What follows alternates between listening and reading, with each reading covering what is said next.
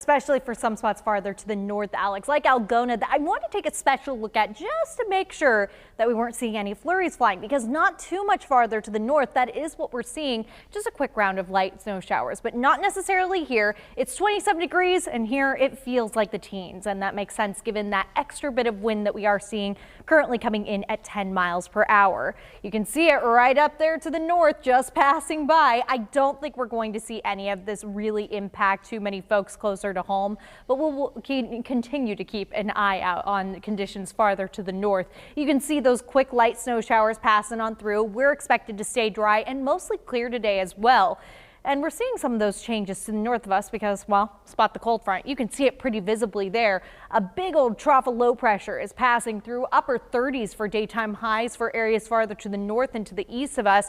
We're going to fall right in the middle in the mid 50s when you compare that down to the southwest, where we are seeing temperatures in the upper 60s. Now, we will see those upper 60s this week, but not until we get toward the later half of the work week. For today, it's 50s, and those 50s feel more like 40s because at the same time that we're starting to reach those peak heating hours, we're going to reach our peak windy hours as well, with sustained winds expected to stay between 15 and 20 miles per hour, but gusts that are likely to be around 30 miles per hour as we get into the afternoon hours, no matter where you are in the state. Now, as we get into the evening, we'll start to watch those winds relax a little bit, but still gusts possible upwards of 15 miles per hour. That's not far off from your sustained winds either.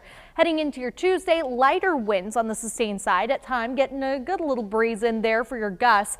And then for your Wednesday, we're going to bring back those winds in full force with gusts upwards of 30 miles per hour. All of this way better than what you saw yesterday. Those gusts were upwards of 50 miles per hour, but we'll continue to keep an eye out.